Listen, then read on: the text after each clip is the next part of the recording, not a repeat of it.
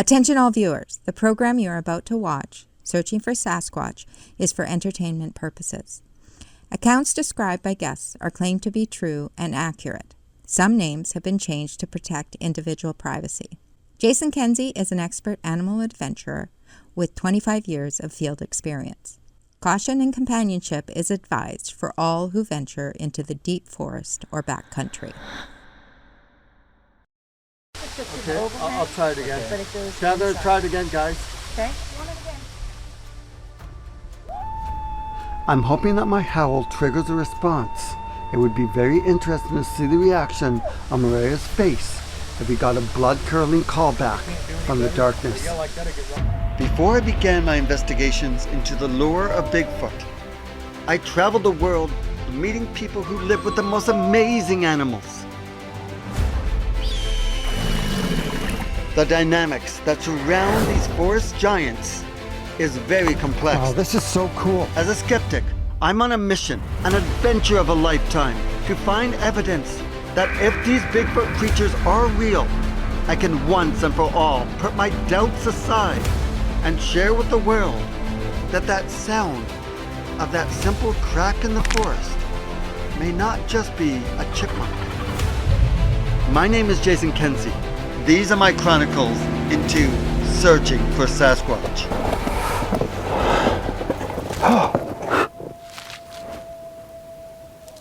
I hear something. Oh shit, I saw it. I saw it.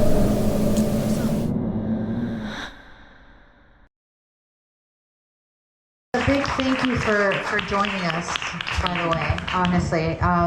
This was a very also exciting connection through Kim, so we're very grateful that you're here. Thank you. And as was mentioned, Jason's going to be filming tomorrow. Does those of you that are camping, does anybody have an issue with being filmed or anything like that? It's not going to be for Expedition Bigfoot or anything like that, but so. How many here have had an encounter? Or An encounter. One, two. I just got my. Oh wow. So I'm working on a secret squirrel project. And I would love to also do some of the interviews with them if you don't mind filming it, and you can use them if you don't mind me using them for my secret squirrel project. Great.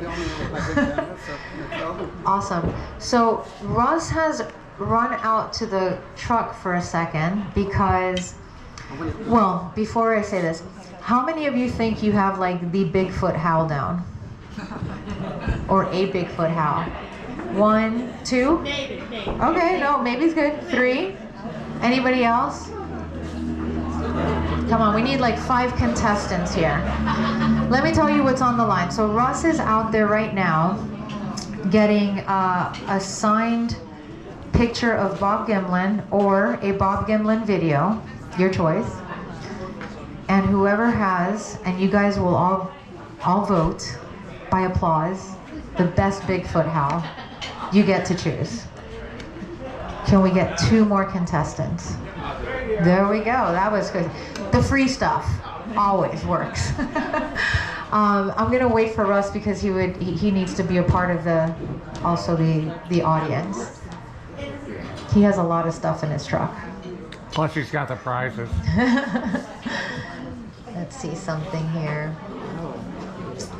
So from a conservation standpoint, are you a little worried that finding that no kidding scientific proof is going to cause the extinction of? So that's always a worry with any animal that we study. So for example, every time we introduce humans into an area, like some, not great things can happen. So with gorillas, it's because they're so genetically similar to us, they're also very prone to any disease, or even colds can wipe out a family. And anything that we have, we can give them very, very easily. Also, just treading through their habitat. I mean, there's a lot of risks for the animals. The flip side to that is that most of these animals are only still in existence because of people who are interested in going to see them and buying field permits and having conservation priority and attention because people love them and want to protect them. So it goes both ways, and it's always about weighing the pros and cons, and there are certainly many more pros to having them sort of exposed. But in a situation like this, it's sort of more sensational, although that may not be super long-lived, because once it's established, once it's known, that kind of stuff. But there would always have to be protection measures in place, and that would always have to happen before any sort of announcement could happen. That's where I was going. I was hoping that something like that would be part of your plan. Absolutely. To get the government oversight, because There's no question. yeah. Otherwise, it would be a free-for-all. We would have 5 million people flocking to whatever area. So that's another thing that we use. I always have to bounce back to like my own animal experiences, so I apologize for that, but it's the only reference I can draw from practically. But for example, when we film rhinos, or even photograph them, and meaning we, like, if we're letting people in to come do that as tourists, which we do, you're not allowed to geolocate tag on the phone. There's all these precautions that are taken so that the locations are not exposed. So there would need to be a lot of different measures, especially in a case like this, put into place first. And so the hope for me is that if this is out there and it's discovered, that it will be someone who responsibly gets that information out there, because that is a very, very big, real risk. Hey Russ, we're having a howl contest. Come here. Oh, I've heard you howl. Go, come on. I know you don't. He loves when you're asked. I know. Oh, wow. Okay.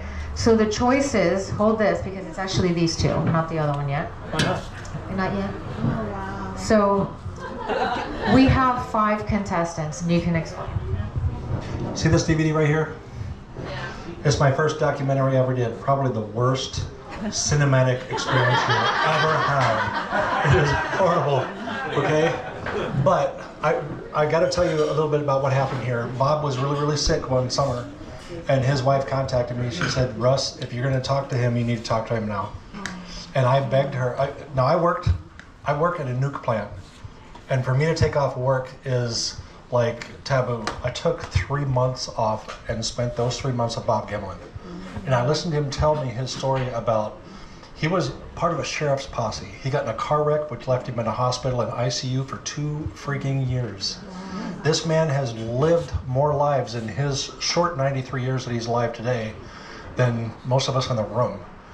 So he tells his story of just who Bob is. Again, horrible cinematic experience. But the information here, you're listening to Bob in the raw. Bob is actually telling, really what he went through. Has nothing to do with the PG film. This is he says it like it is. So this is my first DVD. I got better after this one. I apologize for this one.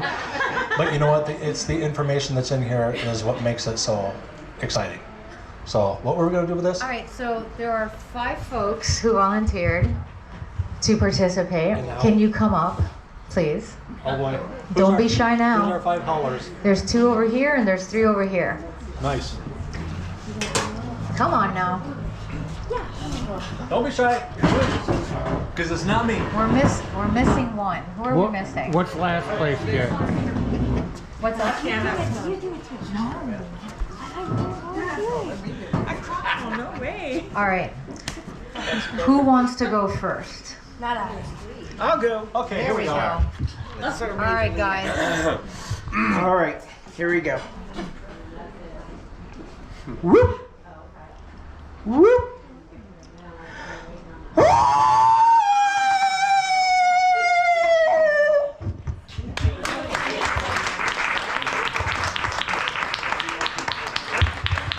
I think I'd leave the forest if I heard that.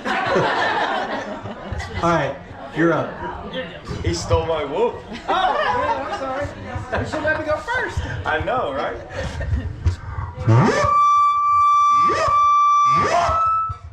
Wow. He was like, You are. So he gets extra points for feedback. All right. All right. You next? Can we get a whoop whoop? Very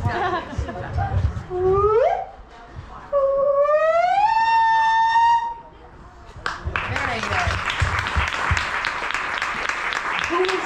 Well, I'm true. I don't count. You count. Oh, we want to hear you. Come on, Sherry. We want to hear you. Give us a whoop, Sherry. Sherry.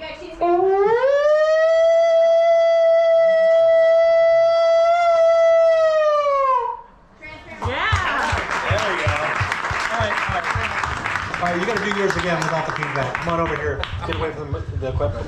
Gotta do it again. Yeah. You got to retake. Because everybody, you're the only one with Yours feedback. went. That's what we heard. There you go. I don't know. Electromagnetic frequency. You got the microphone on? Don't cover the mic up like that. Now I'm on the spot. I couldn't say anything. You're definitely on the spot. All right. Nice. All right, by applause. Whoop number 1. Whoop number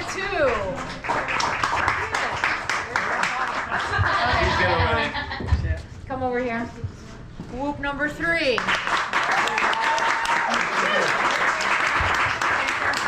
And whoop number 4.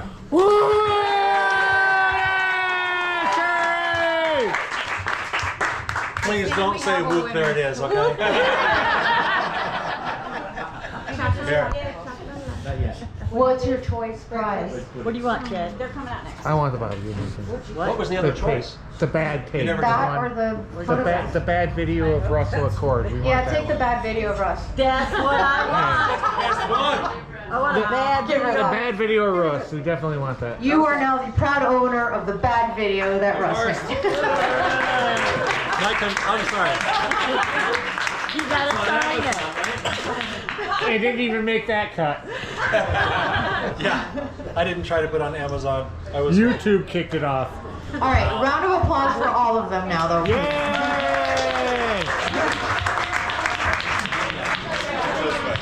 All right. And guess what? Russ and I are going to talk some more, but in the meantime. Your thoughts on it? In Alaska, one of the biggest resources they have is logging. And you think about the logging industry, if they can't drag it out with a cat or that sort of thing, they'll do helicopter logging here. Hook those things to a helicopter and bring them out and drop them for logging and then ship them out. And everybody tried to tell me, oh, that's just helicopter logging, right? Name one instance that you know of, if anybody's familiar with it, that the helicopter logging would include leaving the roots on a tree and then bring it out. Never going to happen. That's just excess weight that you will never use as dead baggage. They cut these logs to length, they hook them up, and they pick them up and bring them to a landing. So that whole theory is wrong. The only other thing that I can think of that is strong enough to do that kind of damage to a tree upside down and stuff it into the soil would be a tornado. And Alaska is not known for its tornadoes either. So that helicopter logging would include leaving the roots on a tree and then bring it out. Never going to happen. That's just excess weight that you will never use as dead baggage. They cut these logs to length, they hook them up, and they take them up and bring them to a landing. So that whole theory is blown. The only other thing that I can think of that is strong enough to do that kind of damage to a tree upside down and stuff it into the soil would be a tornado. And Alaska is not known for its tornadoes either. So, I mean, it doesn't leave us with a whole lot of options as to how those got there. But if you think about, I hate to say this, but if you take a half step back and think, could a creature have done this? Could a creature have taken this tree this big and impaled the earth with it to make it stand on its end with the root in the air? The sheer size of the creature it takes to do that is monumental. I can't even imagine something big enough to do that. But if she looked at it looking for any kind of chain marks, cut marks, that sort of thing, or machinery to pick it up and set it in that in the ground where you can't even get to with the equipment. I mean, it's just impossible. So I mark that off as one of those things that I'm satisfied with my answer of I don't understand it. Okay, and I honestly, I don't. And I'm comfortable with that. Back to you, Mireya. And next he'll do weather. Yes. I have a couple questions. You get one. No, I'm just kidding. Yes, of course. One is in the cave, the LiDAR figure that was in the cave. And the other is the, I guess it was skin up on the tree that Russ found. Oh, that was your find. There was some skin in the game on that one, huh? The thing in the cave, let me explain, and that's why I asked the military guys to stand up. In the military, we're trained to be aware of our surroundings. I don't have to look directly at her to know that Mireya is this close I can reach her. You kind of knew I was here, Russ. I know, you just snuck up on me. But we're trained to be aware of our surroundings, especially if you're in an area where it might be dangerous or confined spaces especially. In and out of that cave, I was very cognizant of my surroundings, every bit of it. I listened, I smelled, I looked. I wanted to know what was near me. In and out of that cave, and I had no idea, zero idea that there was something in that spot. I was on the ground looking at some of that obsidian that was in the dirt right beside that space. How I missed something that close to me doesn't settle well with me. You know, I'm not comfortable with that. So that, even now when I think about it, it's just, I don't really like that. I don't appreciate that. The skin. That was, I remember looking at it and there was something moving through the trees around us. And you have a choice. You chase this down, which is something on the branch in a tree. I know I can come back to it and get my details from that, right? Or something's moving out in front of me and it's like, cameraman, let's go. And that time he actually stayed with me. Surprise. No, but he did. I mean, he once we got our details worked out, he did very good. So I don't want to ever take that from him. He was a good, quick learner. He didn't have a choice. But whatever it was in the tree, I left that behind because there was something I thought we were so close, I'd actually be able to get eyes on it and get a visual. So we take off, and I saw nothing. And especially at night, unless you have really, really good thermals or optics, you're kind of at a disadvantage at that point. Coming back to the tree and having that gone still is unsettling, because it's almost like they were working as a group, as a team. They realized that I was onto something and they pulled me away while someone else took care of business. But there were drag marks across the forest floor that took me on a whole different route than we had done. So to this day, I had no idea what was in that tree. I wish I could have got my hands on it. You almost think that I made the right choice going after the sounds, not staying with something I could have put my hands on. Follow-up question, sir. After that happened, that was pretty much in your television show, the end of the scene, right? What happens to yourself? I mean, so up in the tree, you hear something, you chase it, you come back, it's gone. I mean, that's about as close as you can get, I would think, to contact. But that was the end of it on television. What happened then? And I'm sorry, along the same lines, how much impact does the television producers and stuff have on your time to investigate a scene like that? Okay, so when it's just me or just her, or if we're onto something hot and they say, hey, you know, we want you to, go check out this area, but she'll tell you right now, if she's onto something and she's hot on the trail of something, you're not going to pull her away, or me, or anybody. It's like, no, I know you're filming this, I get it, but this is so important, I'm not walking away. So we have that bit of say on it, especially if you're into something that you know could really take you somewhere. Now that fur, throughout the scenes I did continue chasing after that thing. But I want you to think about something. In one season, 8 episodes. We've got 35 days or so, give or take, sometimes longer, where you have I have one good camera guy that stays with me, and he films every boring second of my life for all day. What's that? Not Jason. No, not Jason. We'd have fun. This guy's really good. Not Jason yet. Oh no, it's not the cameraman that's boring. One at a time.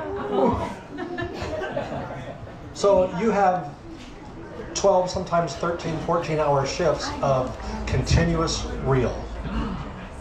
Every single day for 30-some days. Think about that. That is a whole lot of footage. And they have to condense, and that's just one camera for me. Camera, camera, camera. You've got 4 people, but all you're allowed to show of all these days and all these hours, days and nights, is only less than 8 hours of it, because one episode's like 42 minutes. So you guys don't get to see all of it. You don't get to see the chase through the forest wars, track marks, and getting, you know, the obstacles that are in the way and how to get from point A to point B. And so they try to give you the highlights of it, but the only way to know is just climb in that backpack and do it yourself for a month and see what happens, and try to sift through that for just a couple of episodes. Speaking of obstacles. Oh, obstacles. That's a lot of what we deal with out there. Oh, you can go ahead. I think There's sometimes when you get certain distance and you can't go any further, and it's time to just park, put your gear on, and go, or redirect yourself. I can't see this one. you know what's there. Rocks. Oh yeah, there's rocks. Look at all those rocks. Okay, but if you look at this slide, this landslide that covered the road, think it might have been there before that slide went down. And there's only one way in, one way out. I mean, it would take me forever to get back to the Starbucks. I would have panicked and I'd have found the way. The one good consolation to stuff like this, when you get in those positions, is we do have a satellite phone in case it's like a dire emergency, but other than that, you're kind of on your own, and those things aren't always 100%, are they? No, in fact, a lot of the time it doesn't work. But there's times that it becomes really frustrating because we might be really certain that there is something on the other side of that, and suddenly we have to figure out game plan B and C to try to get around whatever the obstacle is to get to that point. So. I know those guys. This is season 3. Oh, here, I'm going to pause it for a second, guys. What was the height at the end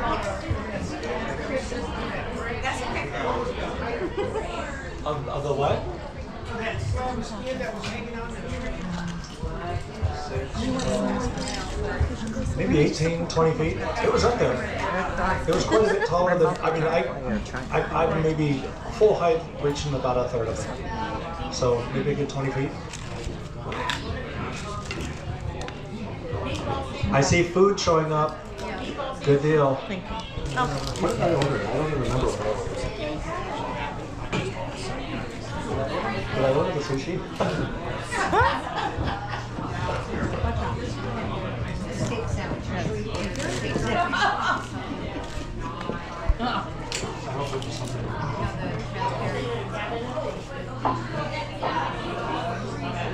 Did your friend get rid of this? Oh, I see. Yeah. Maybe play a game. Whenever. How are my kids doing? Fan freaking terrible. I knew they would be. I've been watching them. I got held up at home today. I lost my keys. I lost my keys. Alright. And I was... I'm going to go ahead and play this since there's no food running out right Oh, now. that's a big WTF. Whoa, what was that shadow? I just saw a fucking shadow. What? Did you? Well. Okay. That actually, the shadow made the show, but that clip actually didn't. You got to see some raw footage. I'm Yeah, sorry. that was raw footage. Captain Bleep is not here. Yikes. So that is maybe the clip or the moment, here we go, that I get asked about the most. Ronnie and I were certain, and that's the nice thing about being out there with somebody else, is that you kind of cross-verify, right? Like we both saw it and reacted at the exact same time and could provided sort of details to each other. So I know what I saw. Otherwise I could have thought, well, maybe my eyes just played tricks on me.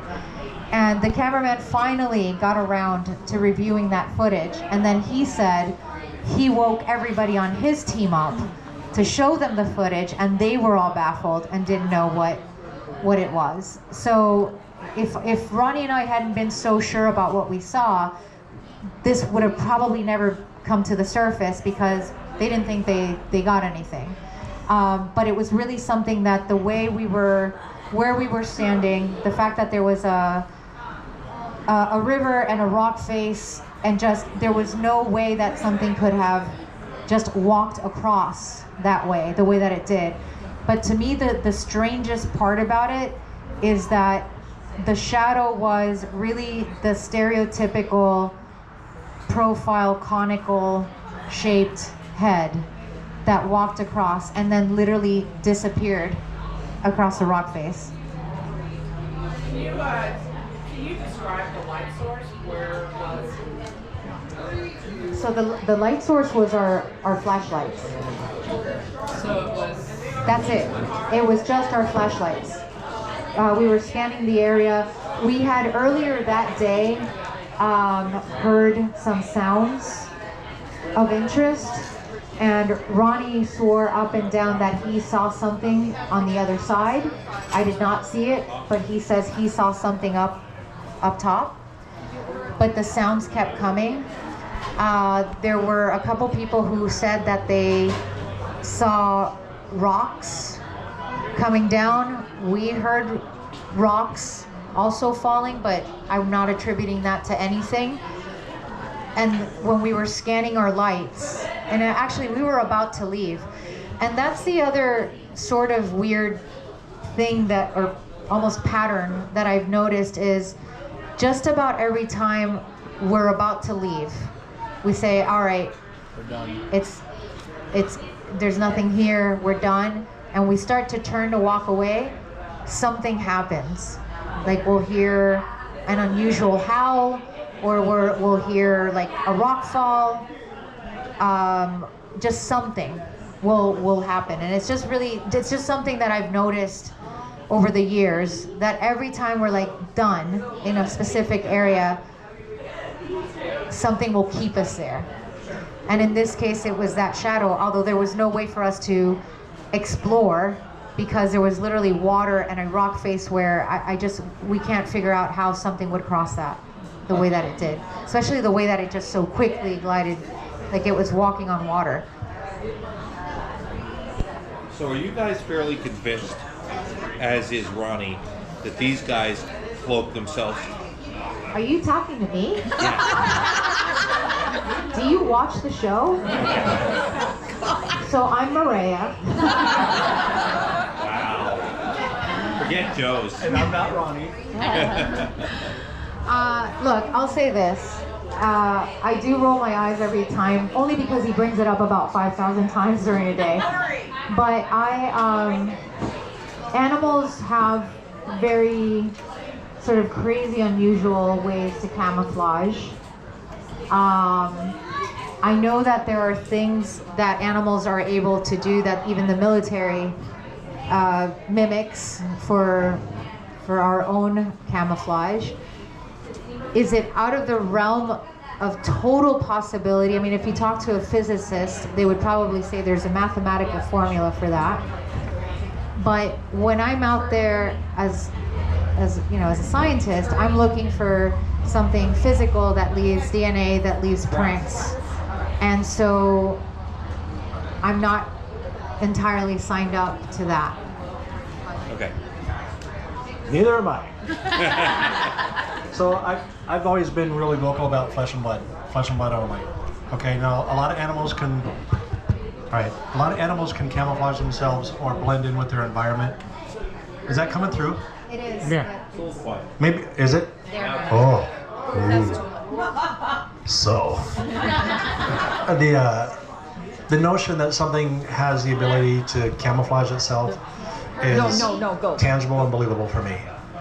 Being able to cloak itself, or the whole interdimension thing. Now, I'm not crapping on anybody's theories because everybody has their own. Mine is, it's like religion or anything else, politics. Everybody has their own belief system. Mine is flesh and blood. You're in front of me. If I pinch you, I feel you, and I know that your heart's beating and you put out heat, right? I know that you're flesh and blood. Same with you, everybody else in the room. But the idea that you can step from this dimension to another dimension and become invisible to me and show up somewhere else, why would you leave a footprint? Or why would you allow me to see you in the first place? So, I mean, the idea of being able to camouflage or be able to be, you know, blend in with your environment is much more believable. The only thing that tips me upside down is the whole cave thing. That thing that looked like a vapor and moved after I left the room. That was creepy as hell. Yeah. Bryce put that on, you know, he figured that And out. I was already gone. I had already left. You can see the weight. I don't want to hear it. Don't even talk about it, okay? If it's not flesh and blood, I don't want to talk about it. But no, the whole thing is I've even told Ronnie this. I've told a lot of people that have that whole interdimension thing and cloaking. If you can prove me wrong or vice versa, whichever theory we can, you know, hang our hat on and know that that is truth, I'd be happy to admit that I was wrong. But you got to prove me wrong first. Otherwise, I'm what? I had a question about the obsidian. Did you ever see like what the closest volcano was, or because that's where obsidian comes from, right? But you got to understand where I was in that cave. There was nothing like that in the entire area. Yeah, I was saying like how many hundreds of kilometers or miles away was the nearest location that you could have had a plentiful supply of obsidian. Right. No, it was obtainable somewhere within a reasonable range. Okay. But not in the back of that cave, sitting on top of, you know, that it was just so out of place. Yeah. There was a question over here, and I totally blew you off. I'm sorry. No worries. Did you forget your question, didn't you? Huh? Yeah, no, that one I had two. One is, I know that you've captured tree knocks. You never attempt to do tree knocks during your investigations? Hell no. Okay. All right, anything could have done that in the forest. All right, it could be another human out there. It could be, I think it was in season, where the heck were we? We were in Washington, and we kept hearing this series of 2 knocks and then 3 knocks and then 2 knocks and 3 knocks. And I keep thinking, I'm not doing it. I'm not going to believe that, whatever. And finally, the cameraman said, well, we should at least go look at it, see what's making the noise. And it was, these trees are so freaking tall. I mean, they jump into the sky, and it's just such a long distance. And that wind movement, they crossed over, and they would hit and then stop. But I swear it sounded just like a tree knock. What people would say, that's Bigfoot, I'm sure of it. Unless I see Bigfoot with a big club smacking the side of a tree, until I actually see it visibly, I'm gonna reserve my belief in it, because anything can make that sound. It's like, even these footprints, the most believable thing that I've come across were those footprints, that small one, because it was in the middle of a snowstorm, in the middle of a night on a very, very steep, treacherous hillside. Didn't belong there. Absolutely did not belong there. So that is the closest I've come to not being able to crap on it and say, well, it was you. You were out there making tracks, messing with me. There's no way. Yes, sir. What about when the bear when you were looking through the telescope? I'm gonna let Mireya talk about that. All right. Look at me. You see me as a... That's me. We're bringing up Russ. We gotta have him. The jackass with the microphone. That's Russ Acord. Okay. You want to... Okay. Do you see me standing here? I'm a human. 2 arms, 2 legs. This is what you see. This is what you get, right? Well, let's take a step back and talk about some of the stuff they see or talk about on Skinwalker Ranch. The thing that looks like a dog and does all these weird things. What would you guys do if I just set the microphone down, dropped down on the horse, and ran away, and I was a different creature? Okay? It just doesn't make sense, does it? Because I've never seen that, witnessed it eye to eye.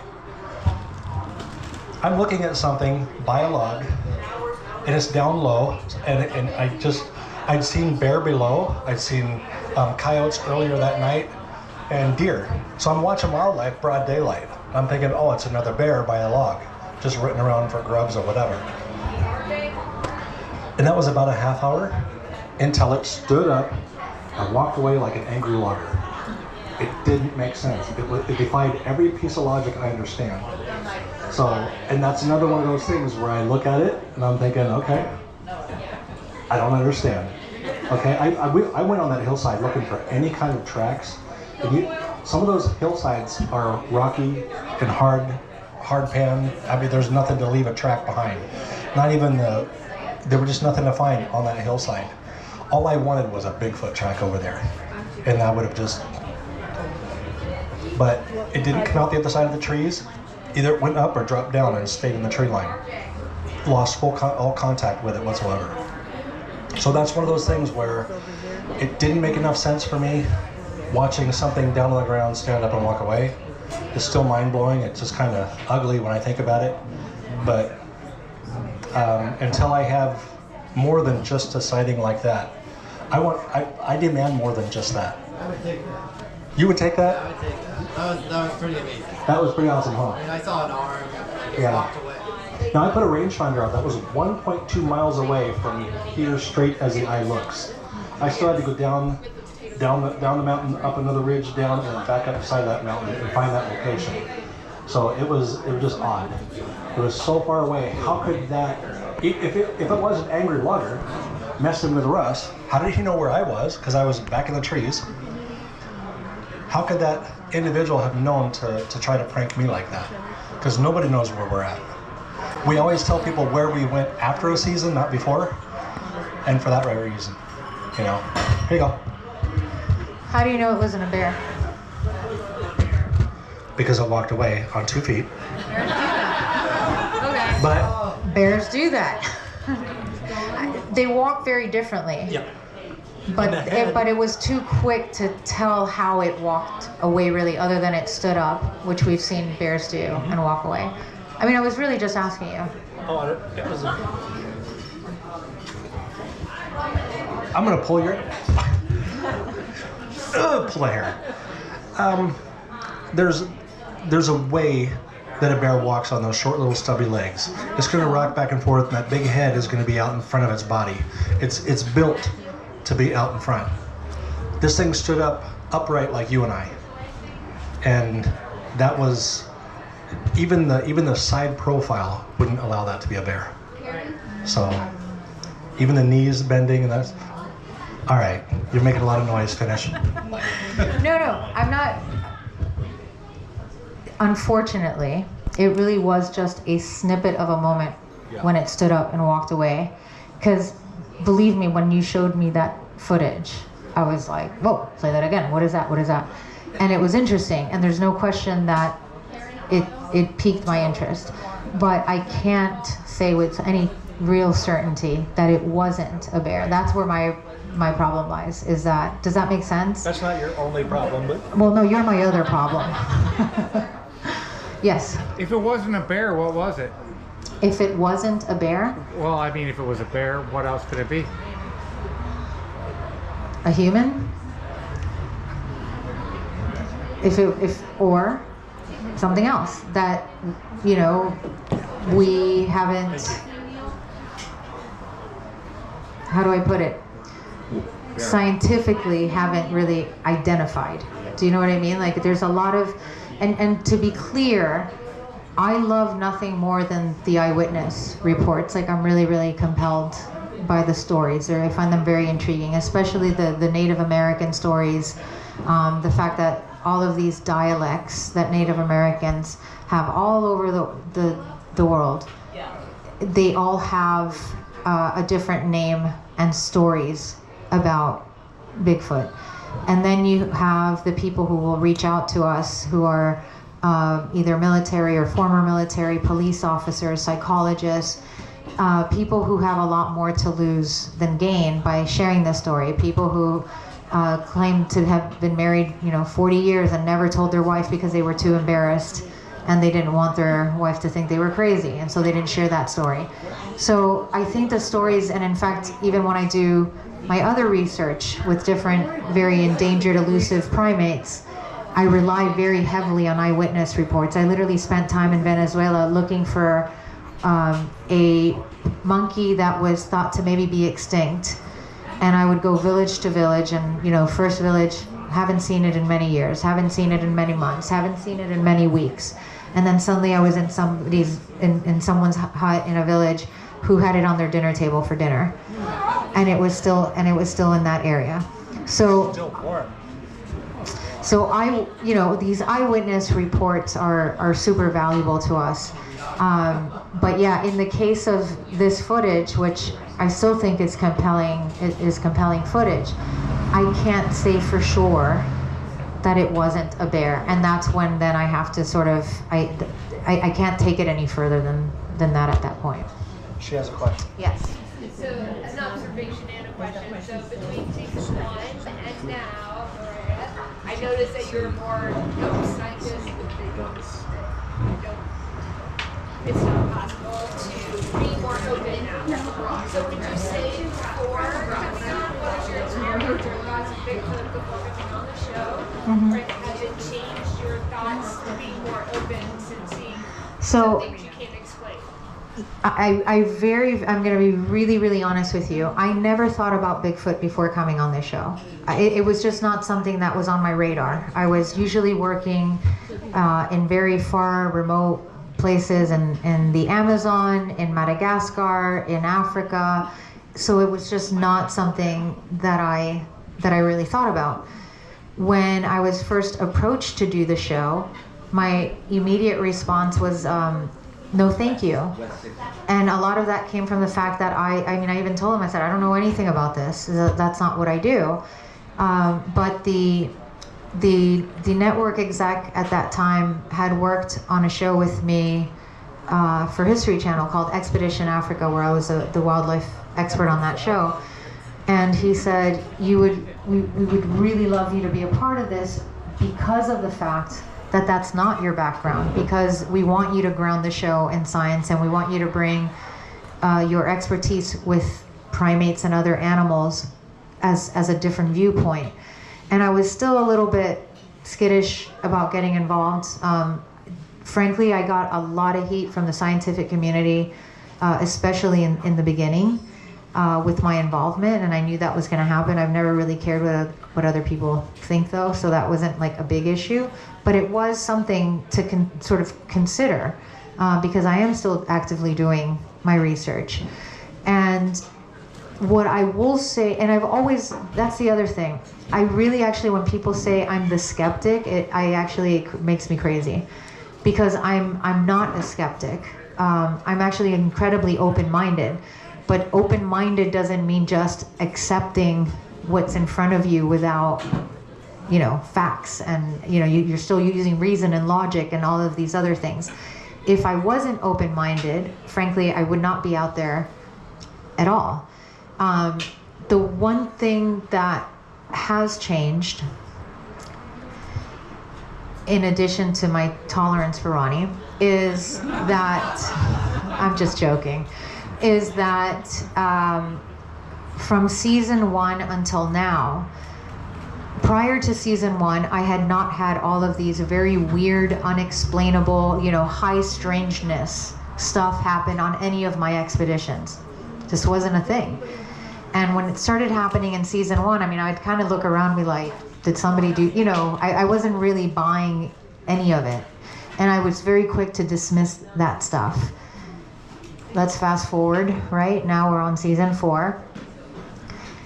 A lot of that stuff has become very difficult to dismiss because of the fact that now I'm seeing like more patterns. It's not evidence. I'm not saying it's evidence, but I can't just dismiss it because it's something that I'm seeing over and over and over, and in certain ways that isn't just sort of random. So there's something interesting about that. So in that way, I've changed. Right. Season season 3, episode 3. Oh boy. When you put those tents out there, the mock tents. Yes. With you and Ronnie out there. When Ronnie's camera went out, it was towards the end, very end. I don't know if you saw it or the video or whoever edited it, but if you look at the top right corner, when the cameraman panned back in on the man that you interviewed in Kentucky said something about it looked like a monkey with no tail. Yes. So when they panned back on Ronnie, if you look on the top right, you see something that's about maybe 3 feet tall walking on a branch right above him. I don't know if you saw that on the clip, but it's on that episode. No, I did not see that. But that was a really interesting interview that I had with that gentleman in Kentucky, and what he described, he was a child when he saw it, but he was very, very matter of fact, and in a way that, I mean, it was just second nature story. Like he came across as incredibly honest and authentic. And he says that this is what I saw, and he didn't even say it like incredulously, just very matter of fact. So that was really interesting. The very cool, and you could ask Russ, so I'm not just saying this for the Kentuckians in the room. I loved being in Kentucky and filming in Kentucky. It was one of my favorite of all the expeditions. And didn't I say that on the way? On the way. But I thought one of the most interesting findings that we had was when, and it's funny because Ronnie at that point, he kept talking about tree structures, and I had no kind of idea what he was talking about until I saw that, and then I realized, oh, that has to be what he's talking about because it was so out of the ordinary. And then to have the DNA, or the eDNA sample that I collected, analyzed, by an independent lab at Yale, right? And that geneticist was so shocked by the findings, as obviously was I. But she was just like, this isn't just, a few hits of chimpanzee DNA. It's like tens of thousands of hits in this. And it was really sort of remarkable. And that's one of the reasons that I went back to Kentucky and resampled that area and talk to people, because I was also wanting to know, was there a chimp that got away from someone? Did somebody have it as a pet? Because there can be explanations for all that. Anyway, as far as I researched and news reports and talking to people, that didn't seem to be the case. Can't say that it wasn't, but doesn't seem to be the case. So Kentucky to me really yielded a lot of very cool finds. In fact, I think the next clip, give me 1 second. Let's see. Guys, what is that? Please. We'll go back to that one. Deep within their target zone, the team will play a possible Bigfoot call that was recorded by a local preacher nearby in the hopes of receiving a return call. If they can elicit a response, it may give away the creature's position, allowing the team to gain a visual. Hey, Russell. Go, Mireya. Hey, Russell, Ronnie and I have just gotten into position. Russell is stationed on a cliff with a high-powered speaker system that will blast the howl across the area.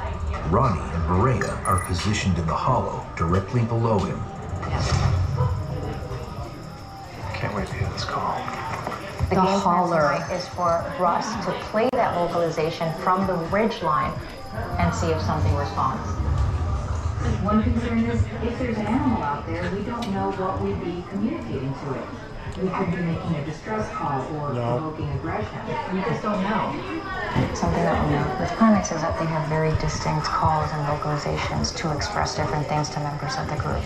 They make one that is specific to danger, like a predator, but it gets more and more complex. For example, there's one vocalization for a ground predator versus a tree predator. We'll see what it produces. Hopefully it's nothing aggressive. Yeah, okay, Ronnie.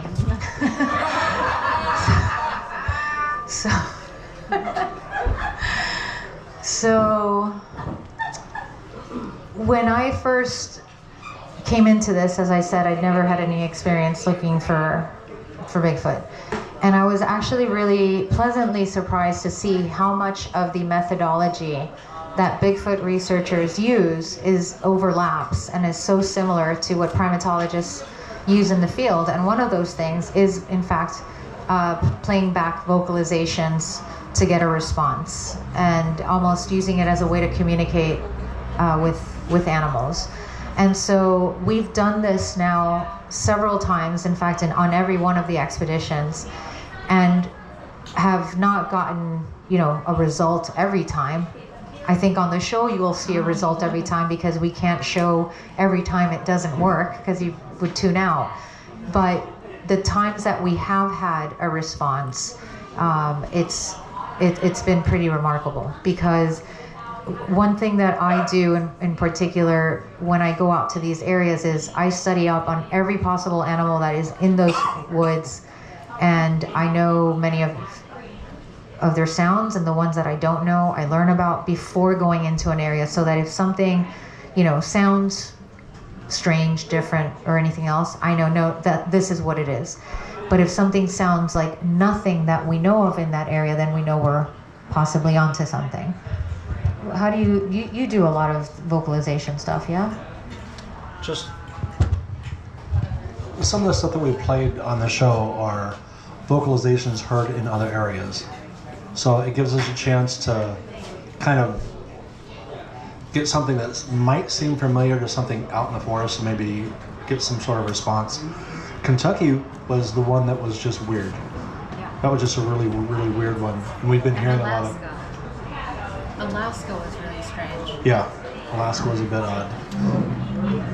How good of a handle do you guys think you have on the vocalization itself that you're transmitting? Like, do you have a pretty idea that, hey, we're a friend looking for a friend or whatever, and not like a big fuck off or whatever, whenever you're playing a vocalization, asking for a response. So something like I'm looking for a buddy versus I have a challenge or something. It's just an unknown risk. I mean, honestly, you play, it's like trying to learn a different language. You go to that country and you try to throw a greeting out there, and they don't take it as a greeting. I mean, until we have enough information as far as what the audio really means, we're kind of at a loss. It's like throwing it against a wall to see if it sticks. And those audios, I mean, there's a lot of, what? No, you keep going. Okay, I'll keep going. We're good. So there's a lot of sounds that aren't in our hearing range. There's those low tones, or the dog whistle. I can't hear it, but the dog can, that sort of thing. Or the infrasound, where, the lions put out that sound that messes with your equilibrium. So there's sounds we can't hear, and there's colors that we can't see. And that... Guys, what is that? Please. There we go. What is that? I'm just gonna move a little bit away from it and come back to it. There it is. Okay. Interrupted by Mireya? Who would think such a thing could happen? You were probably done. I was pretty done. Go for it. Hey, as someone who has discovered a species, of course. This is not for you, Robin. Yeah. Just to be clear, what would it take out? There it is. What is it going to take out That there? was a vocalization we've never heard here before.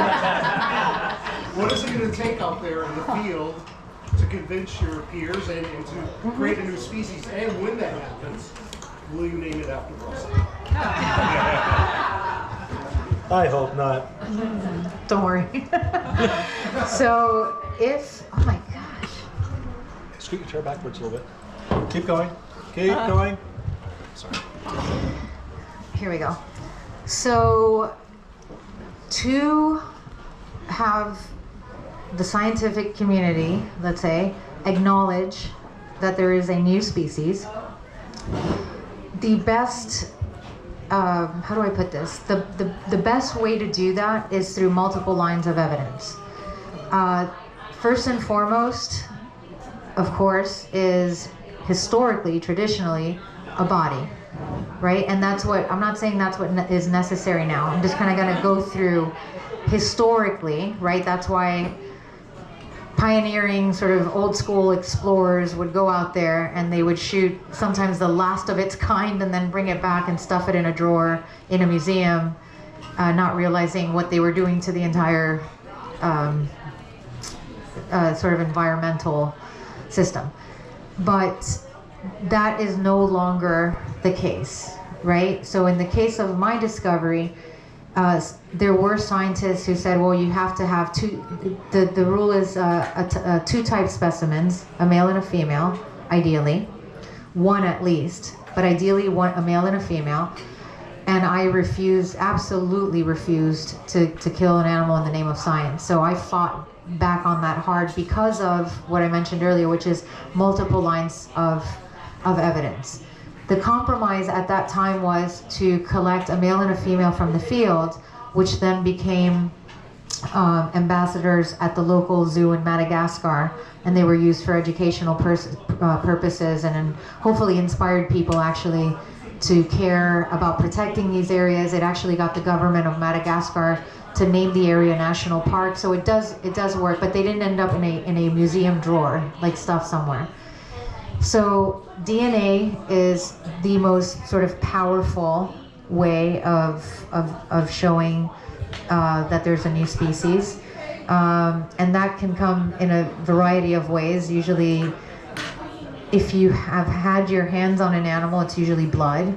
It can be hair. It can be, fecal sample. I mean, it could come through any number of ways. In the case of the new lemur species, it was DNA, it was morphology, so morphometrics, looking at the measurements, weight, all of those things. It's physical, looking at color variations, even looking at biogeography, where an animal's found and ranges and all of that kind of stuff.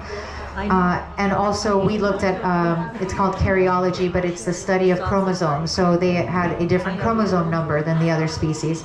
So there were so many different things that showed there was no question this is a brand new species.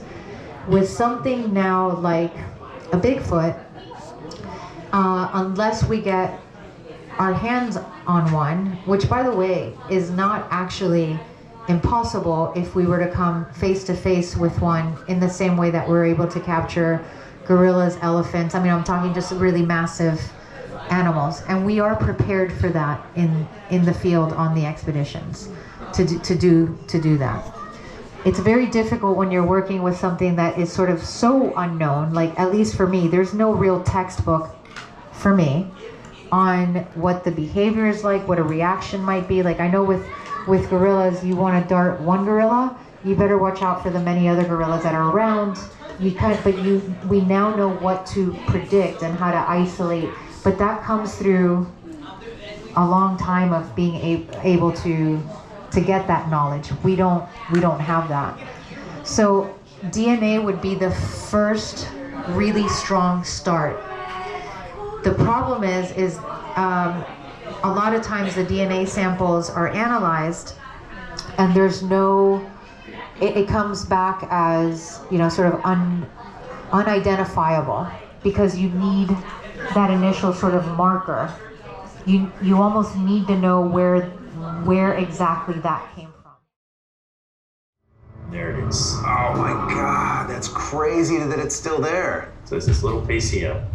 So knowing that point ended up being like okay to unlocking, getting a really accurate triangulation of noticing. Wow. So now you have everything you need, right? Yeah. All right, hold on, Dave. Just so you know, people have been trying to determine the exact height of Patty for decades. And they've used all sorts of measurements from nearby trees, shadows, and now we're about to finally reveal for the first time the precise measurements of just how tall Patty is. And I can't wait to hear it. So, Dave, without further ado, how tall is Patty? Okay. As you all probably know, this is one of the most analyzed pieces of video in existence. And it really surprised me to hear that this was actually the first time that this had been done. It is the most definite result. It is the most accurate estimate Patty's actual height, which, as you know, we always try to introduce as much tech, bring in as many experts, but I thought that this was pretty remarkable. And if we think that in fact Bigfoot is a primate, and we look at the sort of the more closely related primates like chimpanzees and gorillas to humans, then this analysis actually showed, if in fact this is a female Bigfoot, that 25% bump from what he analyzed would fall right in the range of what people report to be as a Bigfoot male. So I thought that was a really compelling way to look at that footage, sort of with fresh eyes. Jesus. I'm gonna have a meatball. Hang on. No. I'm trying to give it to you because you've talked to. Because I got to meet Bob Gimlin a few times, and it always struck me how just how down to earth and honest, like a real cowboy, right? And then you told me a lot of the backstory, the personal side of Bob, and why he actually didn't want to be associated with all of this because of what it was causing him personally. And I just wondered if you know what his thoughts were on that. Mm-hmm. Would you take the mic? Eat your food while it's still hot. All right, I don't know. I'll probably make the most unpopular statement on the planet right now. Again. I've known Bob for a lot of years. I was his manager for going to conferences and appearances and that sort of thing. And you spend, and if you guys know anything about me, I hate flying. I hate to be in a big giant cylinder thousands of feet above the planet with somebody else in charge. I can't stand that. I want to drive my truck where I have some degree of control. Control freak, maybe, I don't care. But I've spent a lot of miles on the road with Bob just listening to him tell who he is as an individual, not just the guy that was there when the Patterson-Gimlin film was filmed. And my most unpopular thing I'm going to say tonight is this analysis that this guy did, and he discussed it here. We disagree. I'll just leave it at that. I don't agree with his findings, because having talked to the man that was actually there on ground, that saw it with his own two eyes, you can't tell me that he is mistaken. This guy has been a cowboy for a long time, wrangled horses, sheriff's posse. This guy has been everywhere, done everything, and especially at this age, he wasn't going to make a mistake like that and say, well, this is what I think, the estimated height. At that distance, he was a hunter. He carried a rifle, and Roger even said, hey, cover me.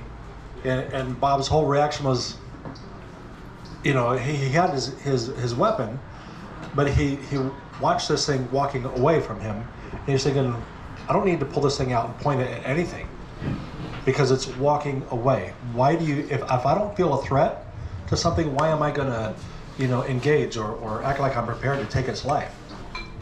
So for him to make a statement like that, and his estimated height differs drastically from what this gentleman says later here on the thing. Yeah. I'm gonna believe the guy that was there.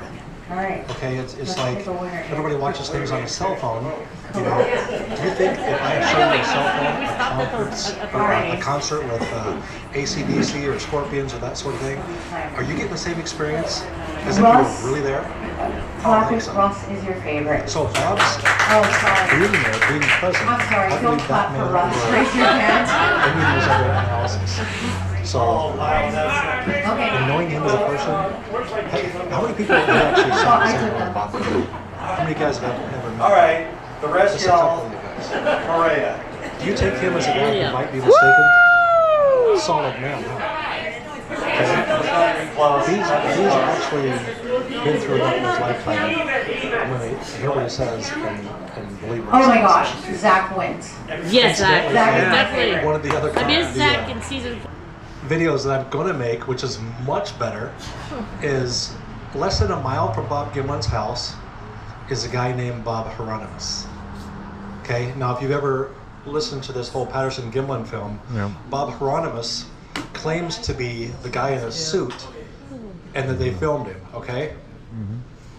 Wait till you, I'm not going to tell you that Bob Hieronymus is truthful or not truthful.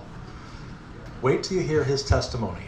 And when you finally shut off that show, you're going to roll your eyes and think, how could the guy actually say what he said and expect anybody on the planet to take him seriously?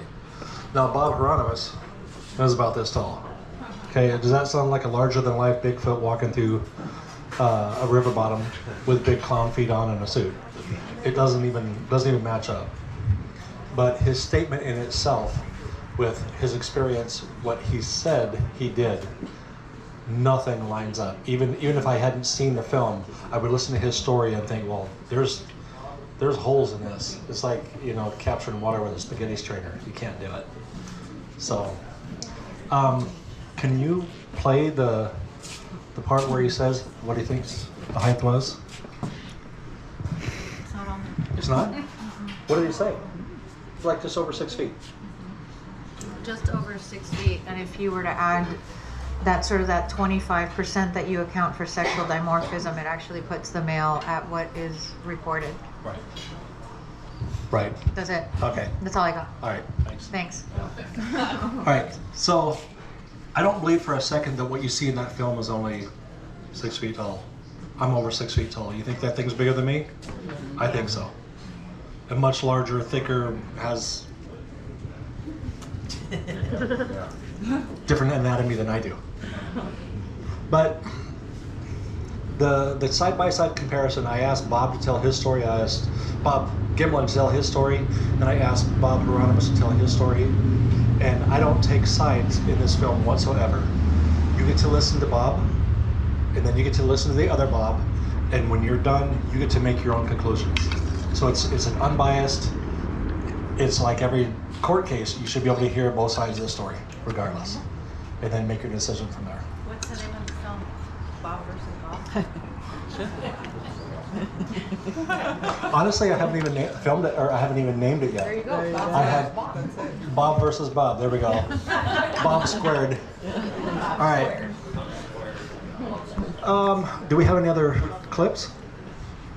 I know we have another raffle or two. Yeah, let's do that first. And then we'll do the last. Okay. Let's do a show of hands. This is going to be ugly. This is going to be really ugly. All right. Oh God, no. There are I know what 4 you're cast doing. members. Okay. Oh my God. You raise. No, you can't film this. Yes, you can. No, you can't. Go ahead. No, it hurts my feelings every time. You have to raise your hand when you hear the name of your favorite cast member. Okay. Why do you do this every time? Because it makes my heart sad. All right, Bryce Johnson. Wow. Oh, that hurt. Oh, yay. Film that. Yeah, maybe we shouldn't be filming this. Oh, there was somebody behind us that raised their hand. Oh, Okay, great. was there? Okay. Yeah. Oh, you guys. All right, cool. All of you? All right, great. Go. Yeah, all right. Ronnie Levine. Okay. All right. Okay, all right. We're done here. Now it's gonna get uncomfortable. Yeah, I like Ronnie. I mean, he's right there. No, you know what? Don't get me wrong. I think Ronnie is healthy for the show because he has this perspective that there are a lot of people that think the same way Ronnie does and they don't talk about it. Okay, but I think as an individual, as a friend, cool guy. So I will never take anything from Ronnie without Yeah, we are all very, very close friends, and that's actually what I think has made the team work so well, because so much of what we go out there is uncomfortable, not fun, challenging. You know, when you get hit with hail, snow, rain, steep terrain. I had a double torn ligament in Alaska in my ankle. I mean, stuff just, it's tough. And if you didn't like the people that you were around for all those hours, for all those days, all the time, it would never work.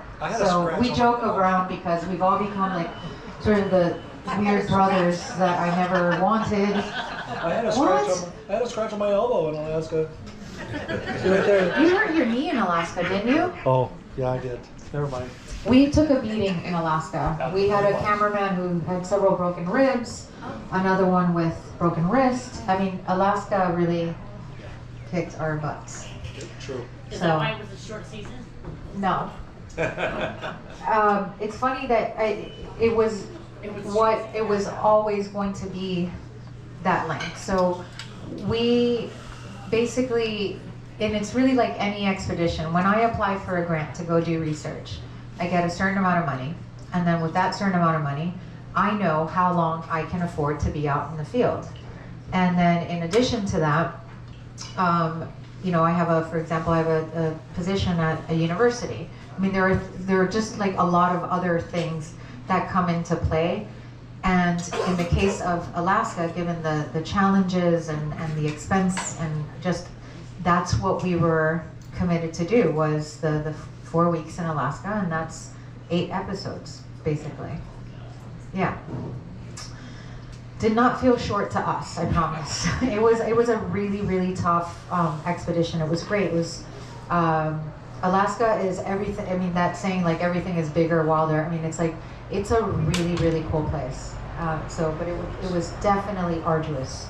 And even when Russ and I went up to the glaciers, yeah, I mean, and all of that, the landscape, I'd never sort of felt like an ant in a landscape, and just looking around and seeing just miles and miles of unending white, right? I mean, you felt so small in there, and so it's a really, really cool place, but I think a place we'd go back to. In a heartbeat. Yeah. Yep. All right. Let's pick a winner here. Well, wait, we didn't finish the vote. Correct. All right. I hate that you do this every time.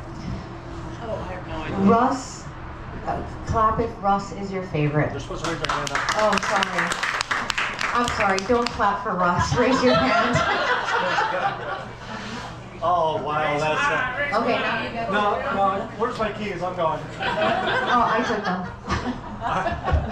All right, the rest yell, Mireya. Oh my gosh, it's a tie! It's a tie! Yes, it's a tie! Close. Yes, it's being filmed on both sides. The what? The camera people. Oh my gosh, Zach wins. Yes, Zach. Zach is my favorite. I missed Zach in season 4. What? Zach? You saw season 4. You're in Kentucky, you know that, right? Yeah. I vote for the camera guy. Alaska. I do too. I love Zach. No, I had the And camera. I love my camera guy too. You just don't get to see him. I know. Yeah.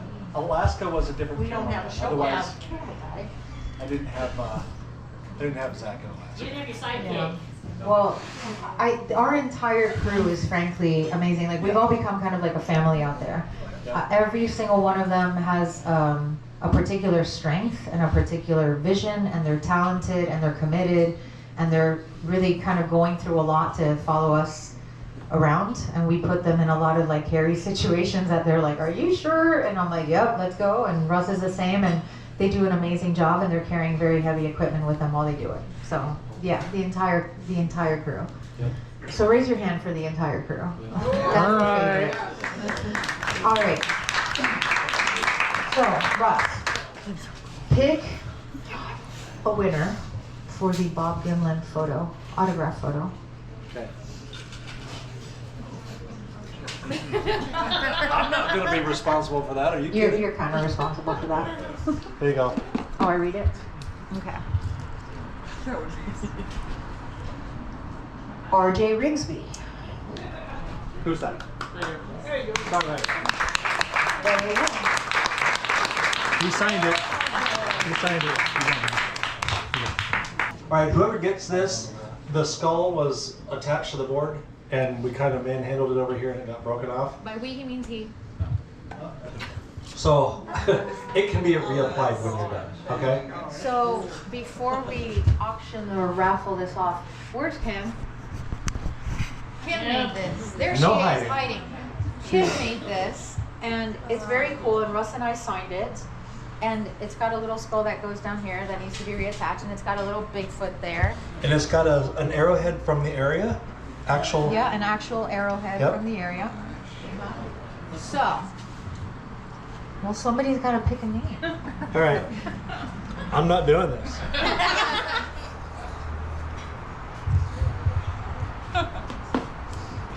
Drum roll, please. Kristen Otto. Oh my God. That's her. You picked yourself.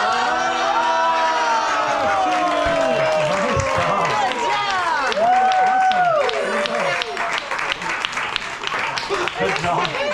Yeah, serious. That's awesome. Did you fly? All right, and here's that's amazing. That's so classic. Oh my God, that's me. Oh my God, I drew my own name for the prize. That's awesome. There's a chair over here. Now, John, say a few Hey, I want words. to introduce you guys to Yes. somebody. We have somebody that is, has his own business, and he was generous enough to grab a little something for everybody here. Especially if you guys are going to be out in the field and stuff. He's got a gift that goes to everybody. Here you go. Here you go. Oh, right here. Hi guys, my name's John Farrell. I've had the privilege of being involved with a skincare company that's based in Jackson Hole, Wyoming.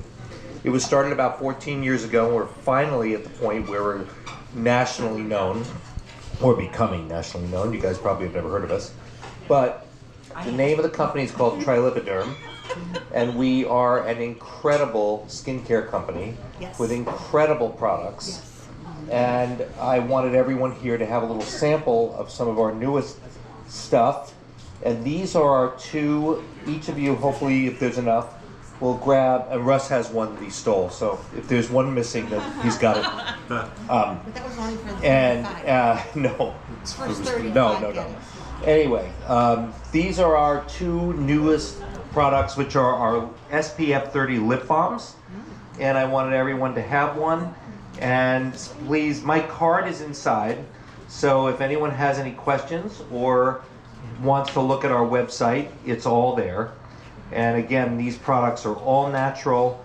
They are incredible skincare products. They're really, they're medical grade skincare products on the entire line. And I hope that you guys all enjoy them. Who doesn't have one? Any other questions? Yes. It's kind of a two-part question. First, have you ever watched Finding Bigfoot? And if you have, what are your thoughts on it? So, I mean, honestly, I really don't watch a lot of TV. Like, I don't watch our show, and I have not watched Finding Bigfoot, but I have met Cliff Barrickman, for example. I think he's a really great guy. Thank you.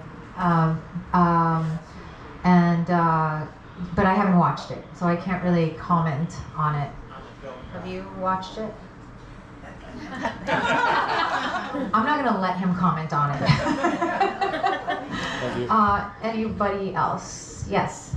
I'm not sure like how to put this, but is there something like Thank you. It keeps on shutting off. there's been times that you stay at somebody's house and you have a sense of fear, like something's watching you, you just kind of start getting this weird feeling. And I was told, but I'm not sure, that they give off some type of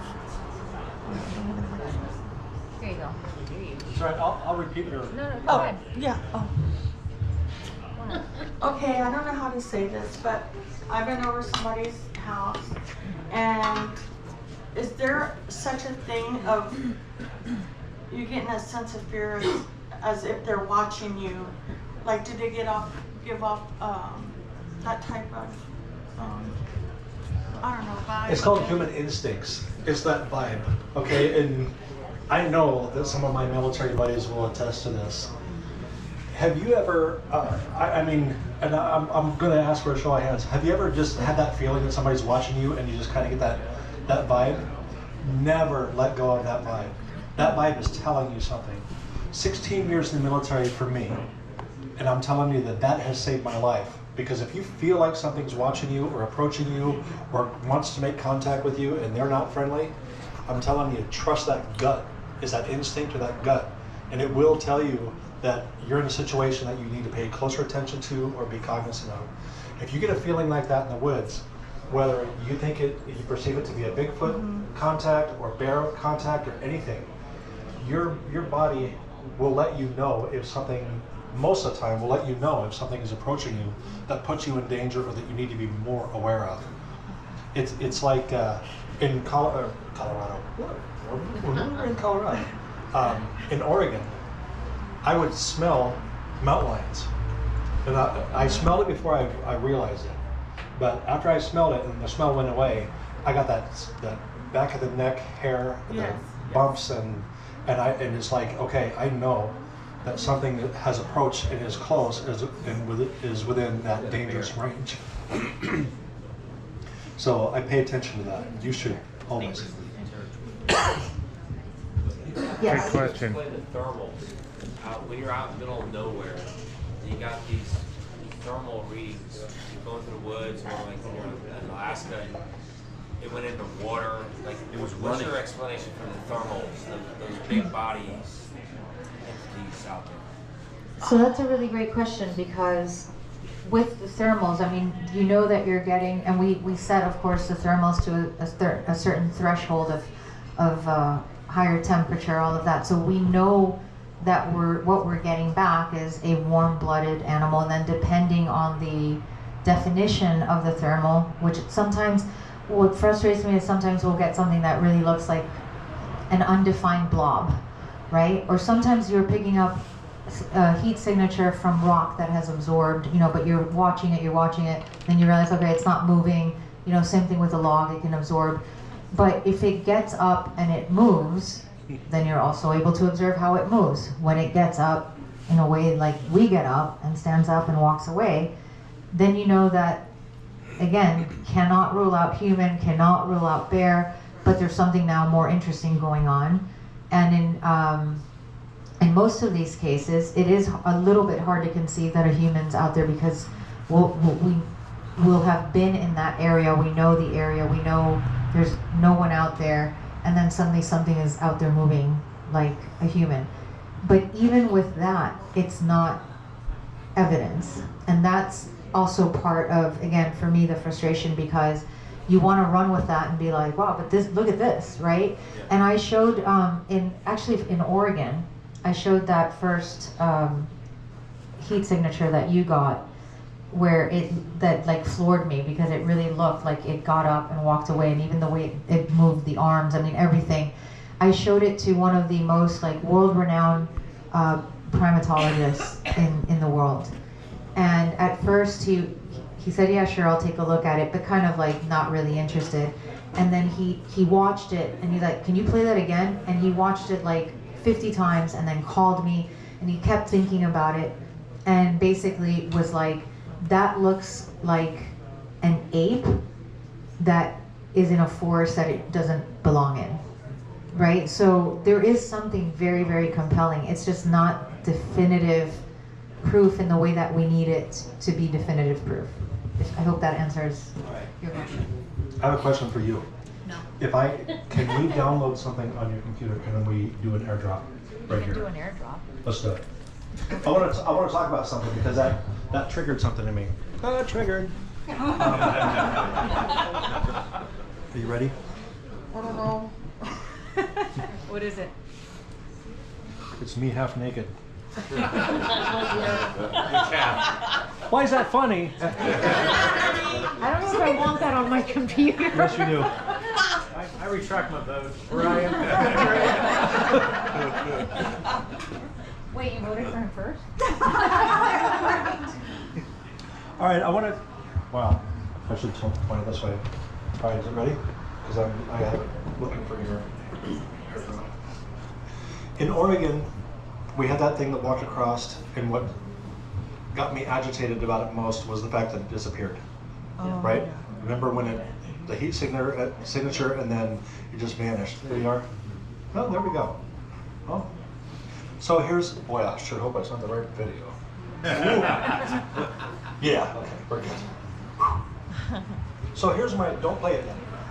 That's not how this works. All right. Okay. So I stewed about that for a while.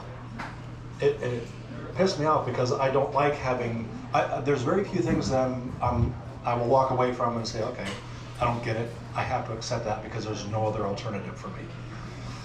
And I watched this thermal that disappeared, and I'm watching it and I'm thinking there's no way plausible. I don't understand how something that if I hit you with thermal right now, you're just gonna put out a big red signature and you're just gonna be hot as hell, right? I didn't say it meaning that, but you know what I'm saying. All right, so, and that bothered me because how can a heat signature disappear like that in an open area? It didn't go behind a tree, it didn't teleport or cloak. Something happened. And what I came up with here is, yeah, but you have to do full screen if you can. You want a tutorial? I'm gonna get in trouble. Watch this. See, I told you how to make it. I'm gonna have to zoom in. Hang on. That works? Boy, turn the volume down though. I don't know what I said because that was cold. Watch what happens.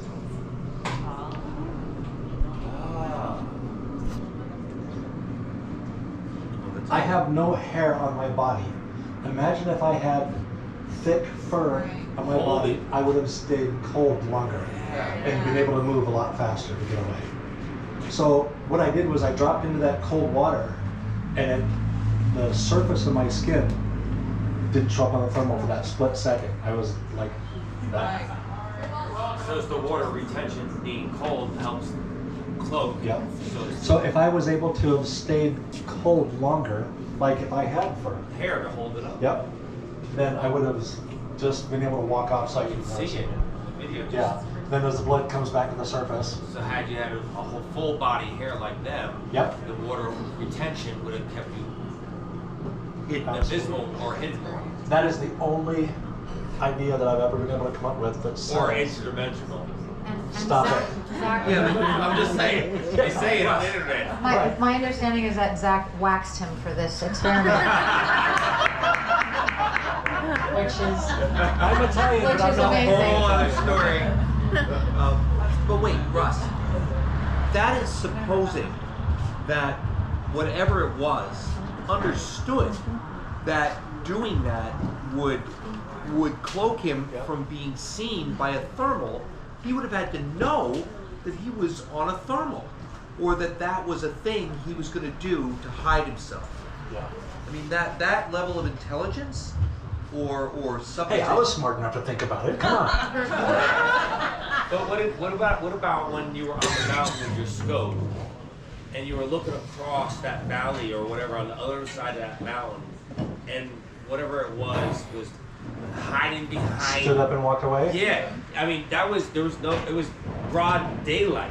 Right, and there was no way for something that far away, because I was back in the trees looking out from under, so there was no way that thing could have known that I was there. No way at all, it was too far. So why would a logger be out there doing that for a half hour? It wasn't. That was like so remote. Yeah. Was there water to dump himself in? No, this is broad daylight. That was not a thermal in that daylight. It hid behind a big like broken tree. It ducked and then got up and walked away while he was watching from like the other, like how far were you? 1.2 mile miles. 1.2 miles away. Yeah, at least a mile and a half. Yeah, as the bird flies, not. And it took me a day to get over there. I know. That sucked. We watched. That backpack I'm sure everybody here watched. Yeah. All right. Well, I hope that gives it some context as far as my thoughts on how a thermal could go away.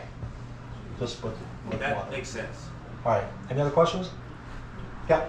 Can you do a howl for us? No, I do not do howls. I don't care who asks me. I will never, ever do a howl. What about a tree knock?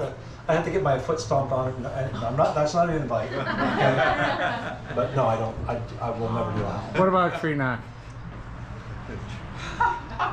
Yes, you had a question? Don't know what they're saying. Here. If time, money, location, no objects, no obstacles, and with your military background, if you could do anything you want, how would you go about finding Bigfoot? First, if I had financing, I would go to Alaska and within 365 days, I would bring something that would shock everybody here in the room. Let me ask you, how much financing would that take? Alaska's not cheap, bro. I mean, that's expensive.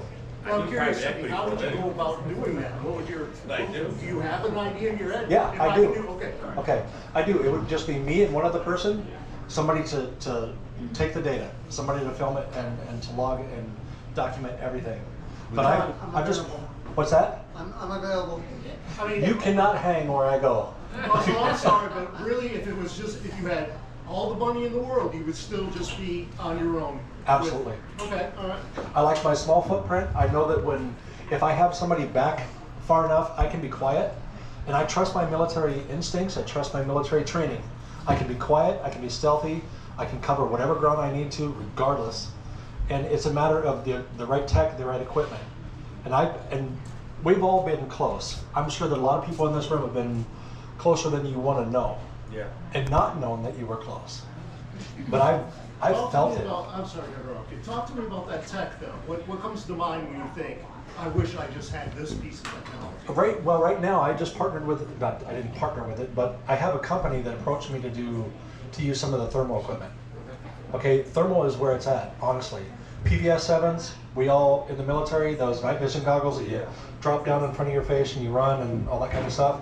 It's just different shades of green, black, and kind of light white. I'm telling you, the ground looks flat and it's not.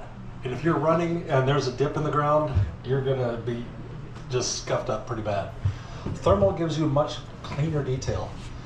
The stuff that these guys have been able to produce, like what I use on the show,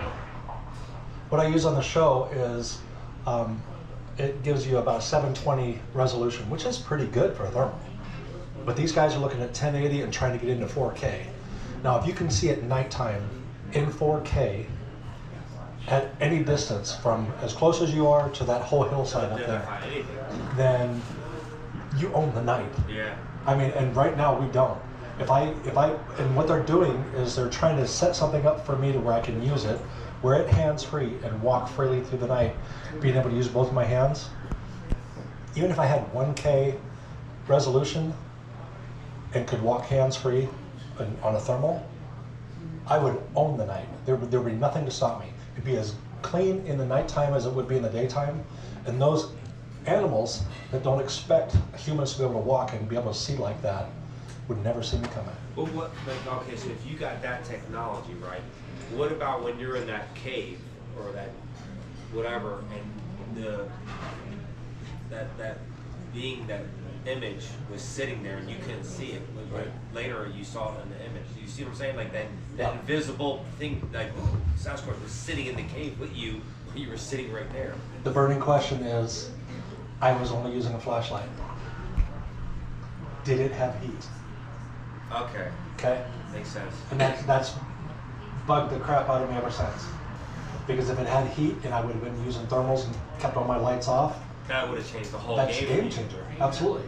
Yeah. But definitely, I would go to Alaska, I'd use that kind of gear, and I would just do nothing but cover terrain. What kind of budget do you need for something like that?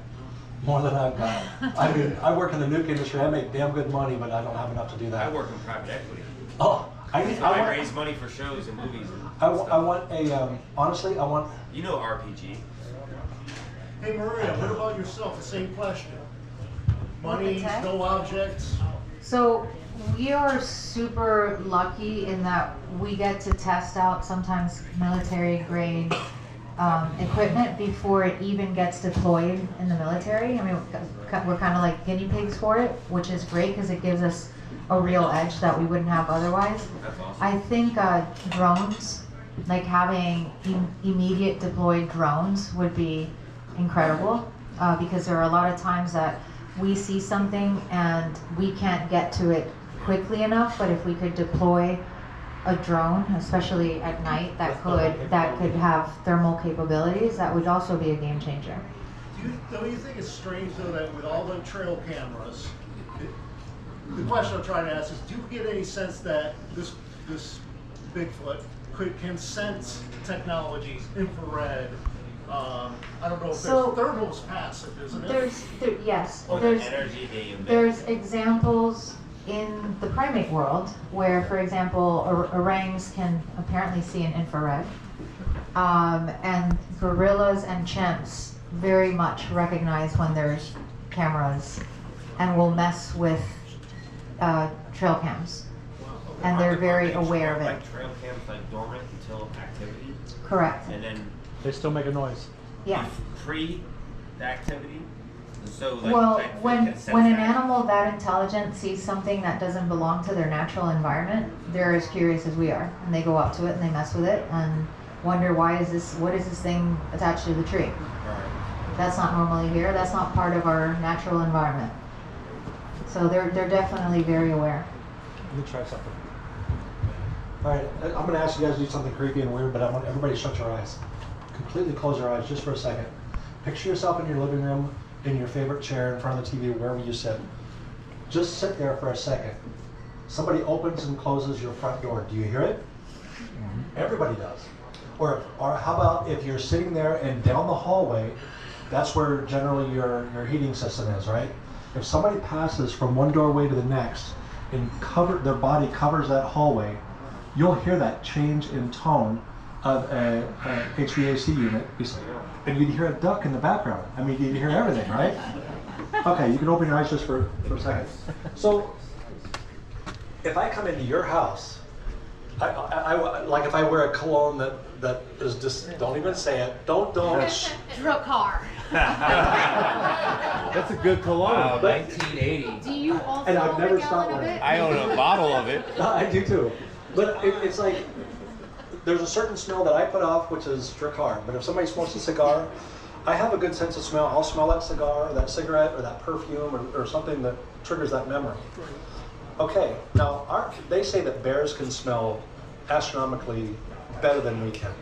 I mean, big numbers. I don't remember, so I'm really talking out my ass. But I know that they can smell much better than we can because they count on that sense of smell.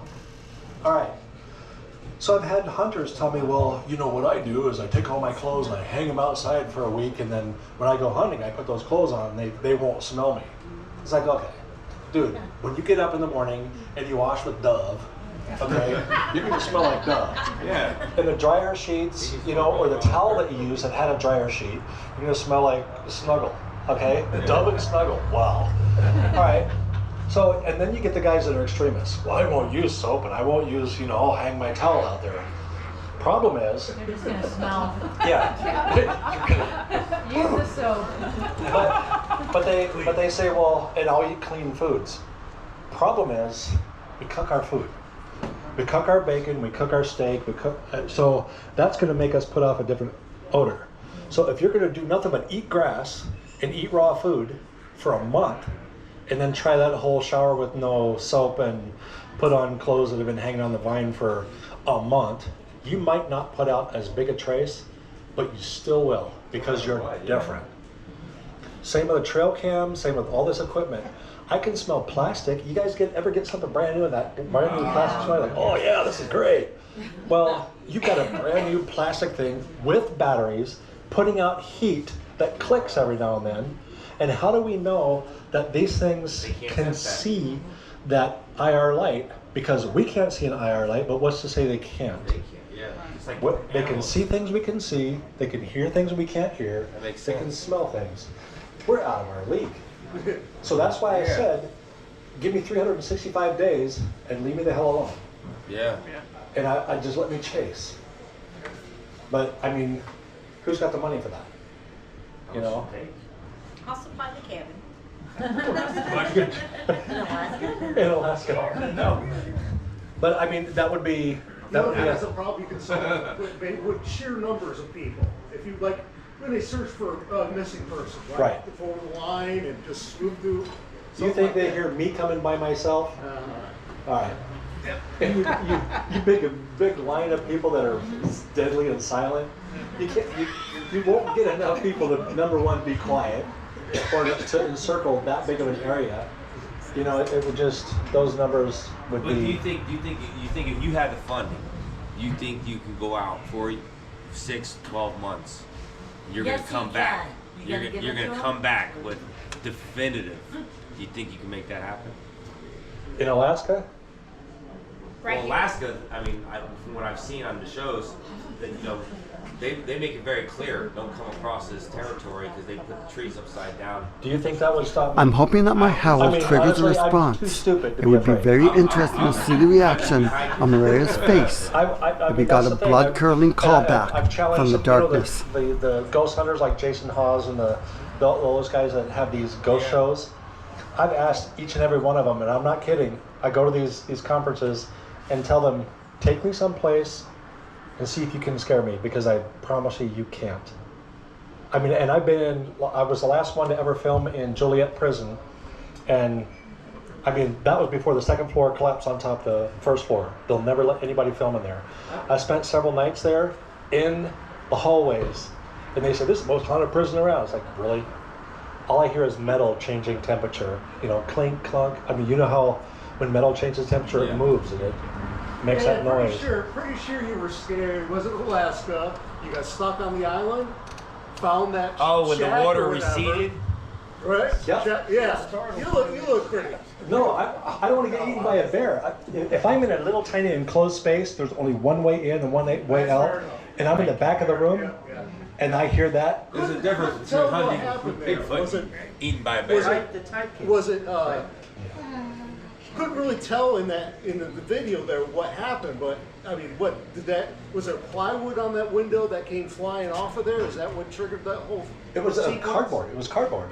It was just a little piece of cardboard. Okay, all right. But I mean, I couldn't fit my big fat ass through that window. I mean, there was only one way out, and that was that rickety ass door.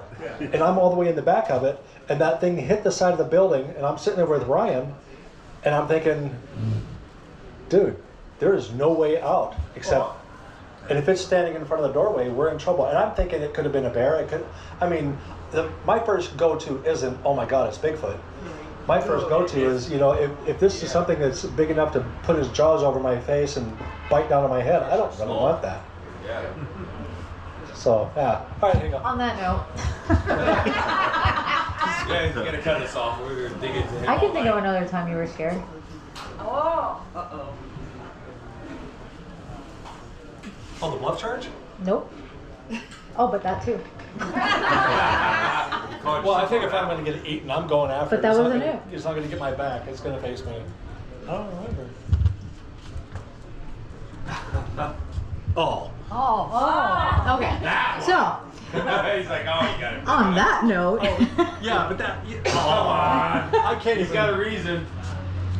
Yeah. We have one last prize, and this is very cool. This is Russell's Scout that is on his backpack. The Bigfoot. One more time, I want to hear it. So sweet. I'm not letting you pick because you're just gonna pick yourself. Hang on. Here. Hang on. Hang on. Oh my God, you're gonna draw this out. Hang on. I'm gonna let Sheila pick. That's what I want. Thank you, Mireya. Oh, so you get the points for it. Whatever. It's Sheila. What's it say, Sheila? No way. No, it's not. All right, I'm gonna need to take that back, Sheila. Kimberly shows. My sister.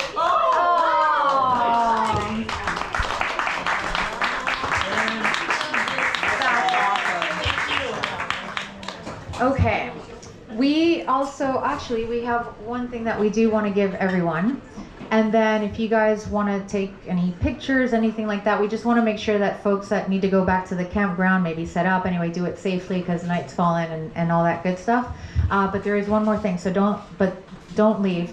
But before we give you this last little thing, again, from the bottom of our hearts, thank you so much. I know so many of you did travel from far, but from near, whatever it is, thank you so much for coming out and joining us tonight. I hope you had a good time.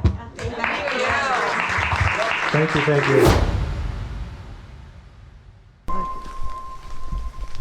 After the event ends, I go once again back into the forest with Mireya and Philip. This time, we're headed to the area where Philip and his wife had their encounter.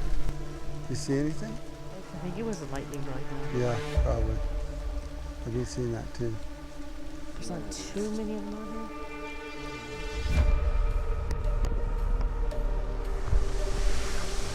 So right down here is where Phil had his encounter with the Bigfoots that chased him.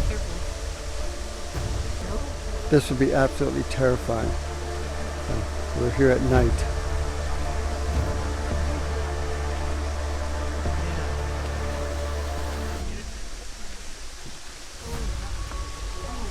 Whoop! That's where you saw it? Down there, and there's one right opposite. You see how that road goes up there, that crevice? I was at the top of that when I saw it.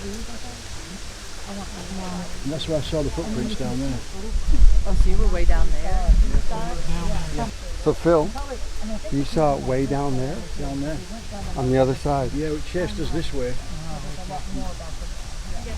Cassandra saw it coming over the top. You see like that little road going up at the side? Yep. You follow that up. Follow that up. Coming back up. I didn't know I could do that. So I could hear a cracking from the other side and I couldn't see anything. So I got to the top of that and looked over and it went like that and started coming around.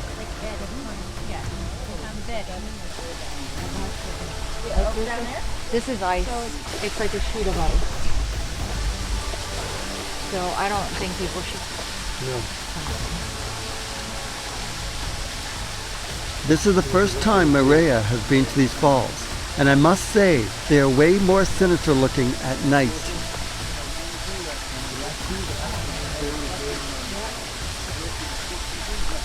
There we saw earlier. Okay. So I went up there and I looked down, it was holding a load of wood in its arms. Oh. It turned around and it just ran around the side towards us. So I ran back down here and I shouted to Cassandra and she saw it coming. I didn't see it chasing us because I'm back to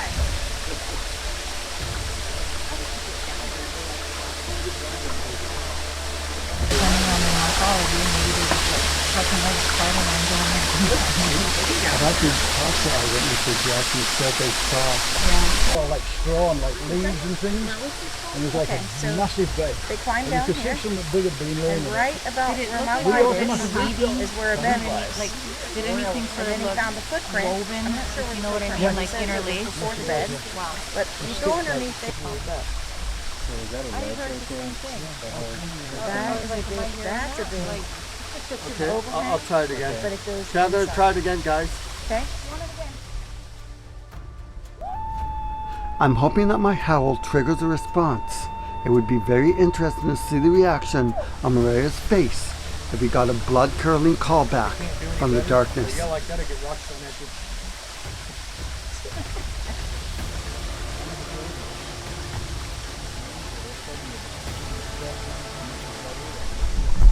So after doing the call, we actually thought we heard a call back, but it was an echo. Only an echo. So, what do you think? So there's some squatches out there. Hey guys, we just heard a couple things. Could you turn the light off and not move and keep quiet for a minute? We're gonna listen for a sec. Lights off. Lights guys. off. Lights off, guys. From this side. When we were over there, I heard it much more clearly. And then here, it's almost like a very low grunt. But like, Okay. I'll do what it sounded like. Was this? And that's the sound that I heard the other day, Joseph. Really? Really low. Yeah, it's very, very low and almost like it reverberates.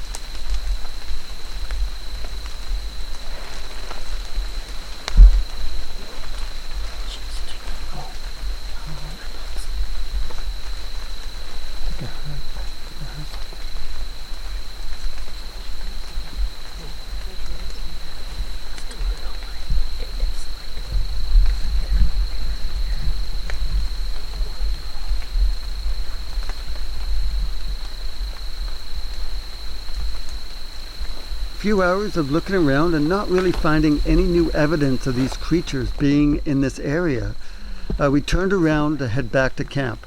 I want to say that I'm disappointed that we didn't find anything, but I'm not, because I have met some super nice people. Me, myself, and I. Just kidding. Thank you for telling your story. Oh, you're welcome. Thank you. Thank you. Thank you so much. It was great meeting you. And that was fun, that last little moment. Totally. I always like parting the forest with an acknowledgement of sorts. So that was great. Thank you. And yeah, it was exciting to be able to go out with you and to see how you were. Everyone that I've met at this event has been super cool, and I do not regret anything. All right. I was just happy to be here.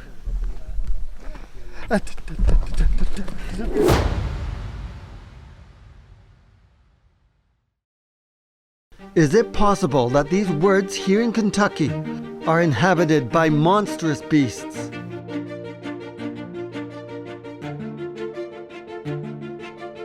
Well, I cannot say for sure, but what I can say is I will miss hanging out with my new friends that I've just met.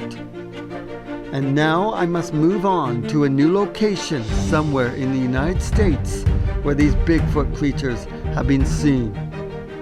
Mireya and Russell were great to hang out with, and I hope that we cross paths again. Until then, let's keep the Bigfoot legend alive. My name is Jason Kensinger. Ah! Son of a bitch! I hate these spider webs!